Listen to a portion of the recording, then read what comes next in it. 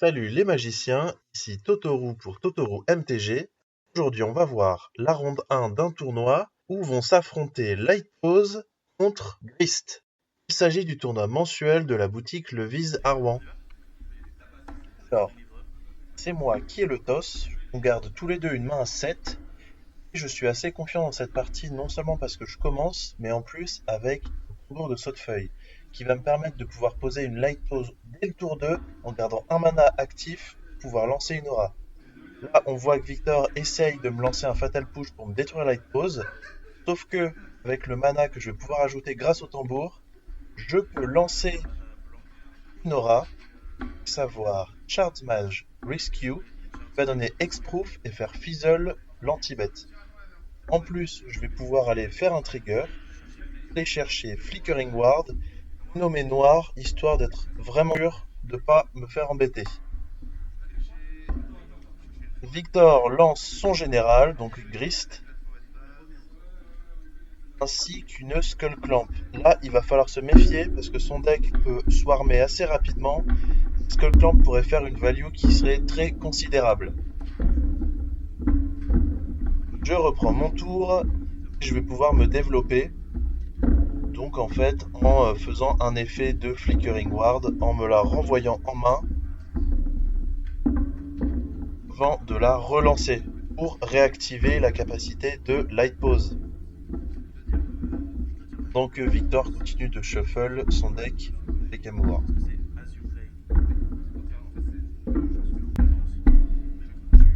Je vais donc chercher une cartouche of Solidarity pour me prémunir des effets de sacrifice, puisque quand il arrive en jeu, il crée une 1-1 Warrior avec la vigilance. C'est surtout en fait pour pouvoir activer mon tambour et comme si j'avais créé un mana. Je vais pouvoir donc faire une deuxième activation de Flickering Ward. Non, finalement, je vais décider d'attaquer en premier lieu. Étant donné que j'ai l'initiative, je ne meurs pas sur le contact mortel de son Grist. Il pose un Surveil Land, mais un Barrogoyf au cimetière, ça pourrait être une menace dans le futur, sachant que son deck est rempli d'effets de réanimation. Là, il joue Insidious Roots, une carte qu'on a pu voir par exemple dans Slimefoot and Squee, qui est très pertinente dans son deck. Fin de tour, j'avais gardé un Gift of Granite sous ma manche pour pouvoir réactiver une capacité de Lightpose et aller chercher Sentinel's Eyes pour donner +1/+1 et la vigilance. Cette aura-là, elle est assez clé dans le deck parce que si jamais tout mon Megazord est détruit, je pourrais quand même la relancer pour son coup d'escape. C'est une aura qui est assez précieuse. Là, on voit que je pose une Mishra's Factory, donc ça va me permettre d'avoir quand même une petite créature en bloquant ou en attaquant. Je relance ma Flickering Ward. Je vais chercher Mur éthéré. Là, je vais venir attaquer pour une belle somme de points de vie. J'active à nouveau Flickering Ward. Cette fois-ci, c'est Greaves Boon pour donner +1/+0 vol. Cette aura également peut être relancée depuis le cimetière pour 4. Cependant, elle n'activera pas la capacité de Lightpose étant donné que c'est une capacité activée.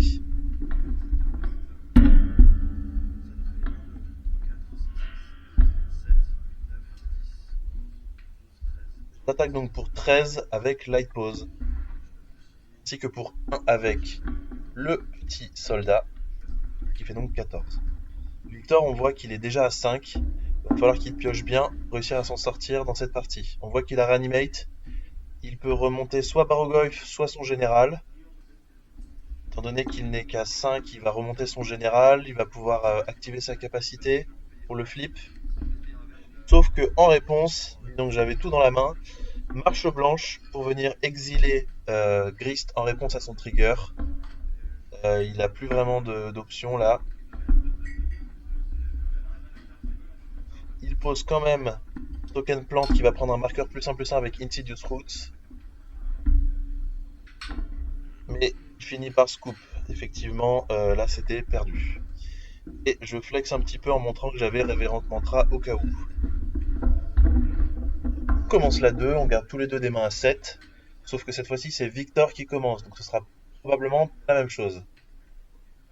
Il commence avec un chagrin en pitchant une carte noire.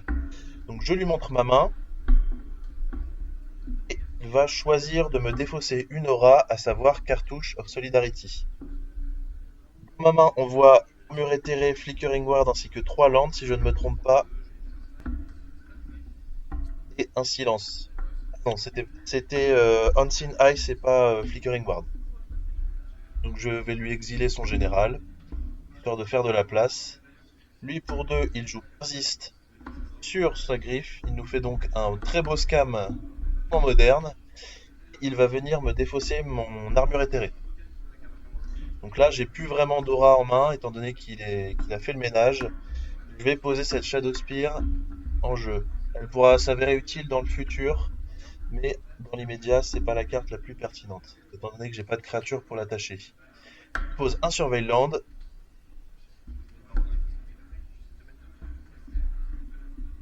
Ainsi qu'un Nyan Nightmare. Alors là, il va pouvoir enchaîner les arrivées et les retours en jeu depuis le cimetière. Donc il pose 3 énergies.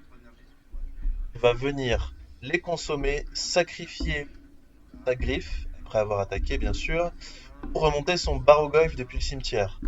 Barrogoyf, c'est un sacré mur, et il va me falloir quelques mots-clés avec Light Pose pour pouvoir passer au-dessus. Je reprends mon tour.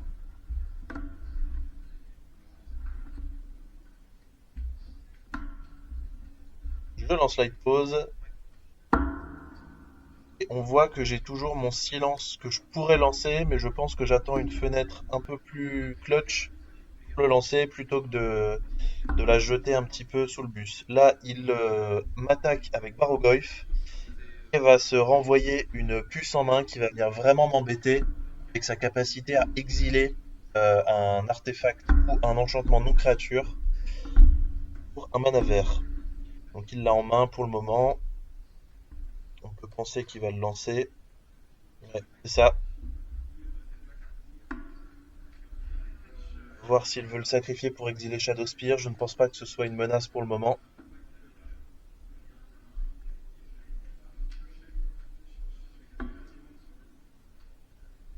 Il repose son Chthonian Nightmare, donc il refait 3 énergies.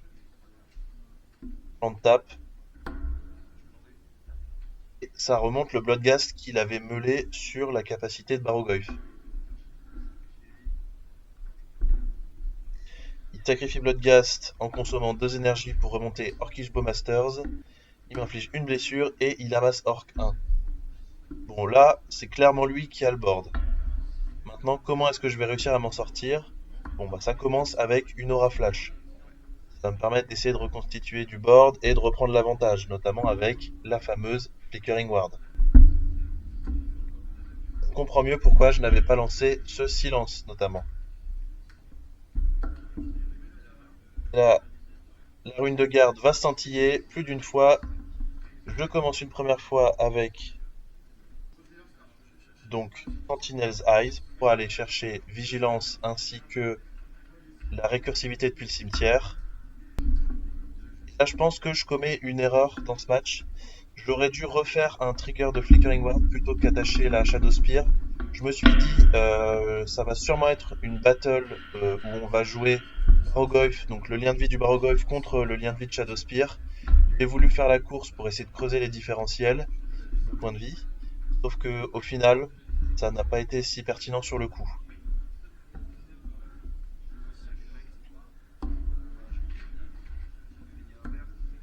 Il sacrifie sa Haywire Might pour m'exiler une aura, à savoir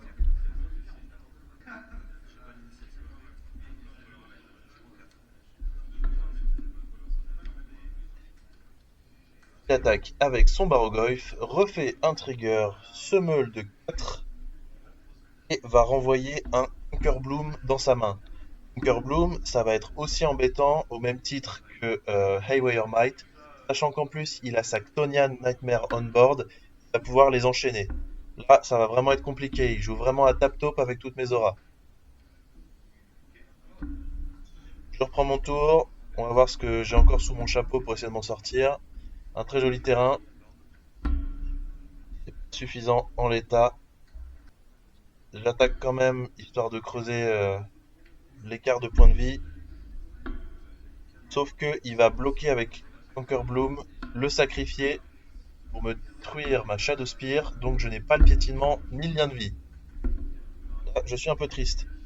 Je lance quand même une Mother, ça pourrait être pertinent pour venir l'embêter et pourquoi pas passer à travers ses créatures. Et là, c'est le moment où, à son tour, je lance le silence. Il ne peut donc pas lancer de sort. Il va quand même pouvoir remonter, je pense, son Bloodghast depuis le cimetière avec la capacité Landfall. Il commence par attaquer, donc pour 6, hein, étant donné qu'il y a pas mal de sorts qui ont été lancés, de cartes qui ont été meulées, il est quand même assez gros son Barrogoyf. Et 6 points de vie, ça commence à devenir vraiment compliqué. Là, bon bah voilà, hein, ça devient vraiment compliqué. Le maraudeur qui va me forcer à sacrifier une créature non jeton, donc je peux même pas faire mon tricks où je vais chercher ma cartouche de solidarité, créer une 1-1, puisque je dois sacrifier une créature non jeton. J'ai toujours ma Mother à sacrifier, mais ça m'embête bien de le faire quand même. Donc il a cette carte-là en main. Moi je continue toujours d'attaquer, hein. Je fais ce que je peux avec ce que j'ai. Mais il m'envoie son jeton orc armé au casse-pipe, donc il s'en fiche complètement.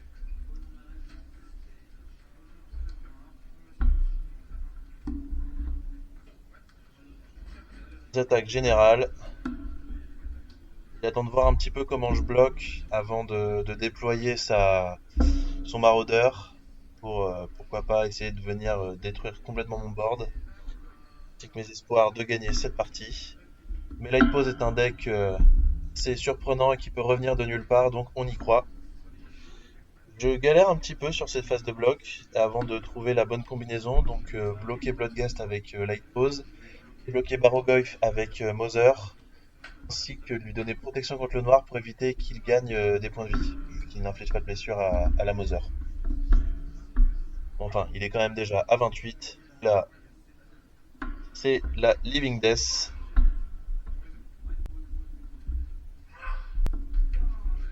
Je ne crois pas avoir de créature déjà dans le cimetière, alors que lui, pléthore. Il a un messager de Geralf qui revient du cimetière et qui inflige 2 blessures. Je montre ma main puisqu'il y a la griffe qui revient en jeu.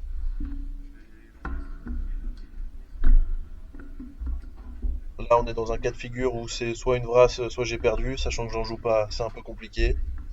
Je relance Light Pose en désespoir de cause. Une petite Sentinel's Eyes, histoire de vérifier que bah, j'ai plus vraiment d'out, mais on ne sait jamais.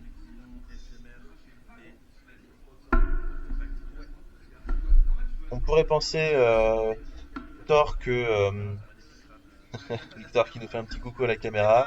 On pourrait penser à tort que Grist est un très bon match-up pour Light Pose, sauf qu'en fait il a quand même quelques outs, quelques cartes clés notamment comme Living Death ainsi que toutes les créatures qui vont avoir des effets de disenchant. Faut quand même qu'il réussisse à les toper et qu'il fasse des effets de scam à répétition pour pouvoir me l'arracher. Là je vais chercher Yena Umbra, histoire de me dire bah s'il a un anti-bet je peux quand même résister. Sauf que en fait c'était sans dire qu'il avait son maraudeur en main donc c'était déjà foutu d'avance.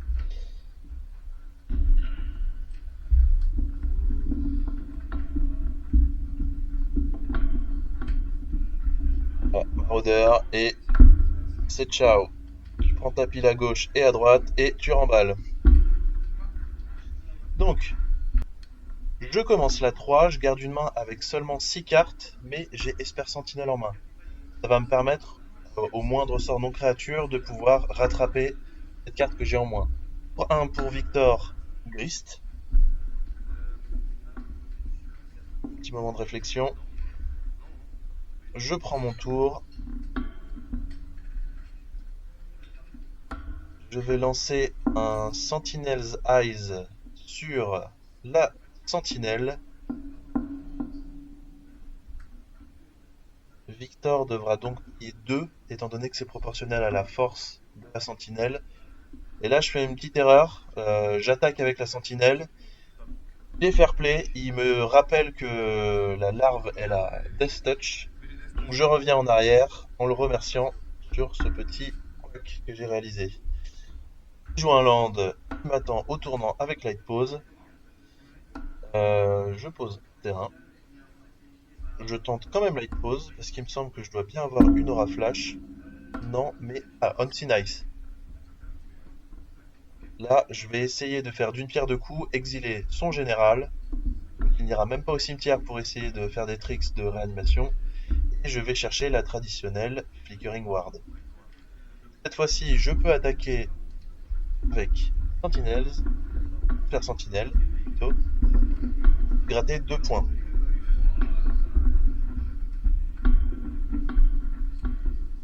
Hollande.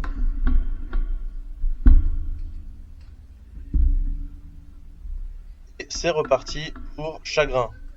Sauf que cette fois-ci, Trouneau, j'ai 2 terrains en main.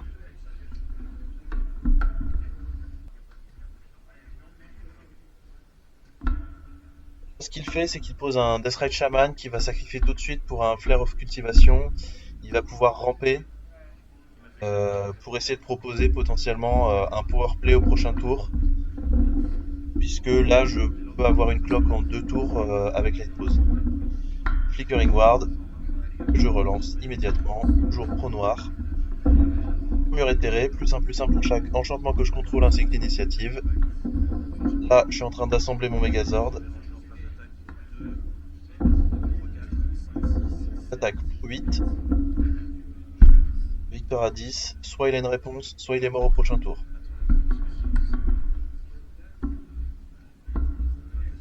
Et je me rends compte que je crois que j'ai oublié mon trigger d'Esper Sentinelle. Ah non, il l'a payé au tour précédent vu qu'il a payé 2 mana en plus pour sa fleur. Il active la capacité de l'Azotep Query en exilant son Deathrite Shaman depuis le cimetière qui va donc revenir en tant que 4. Mais qui est toujours noire et verte étant donné que c'est une copie. Donc là, c'est presque une formalité. Je vais venir demander quand même, histoire d'être sûr que c'est bien un Deathrite Shaman qui est copié et pas juste une créature noire ou autre chose.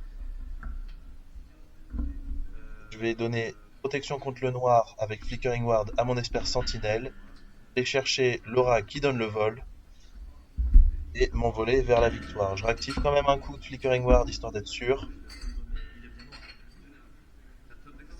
Victor me mentionne que j'ai quand même bien un top d'excellence comme un chef. Effectivement, j'ai eu du bol. On verra pourquoi. Je vais chercher Ombre de la Hyène, donc pour donner arme totémique, histoire d'être vraiment sûr d'être ceinture bretelle. On fait les maths.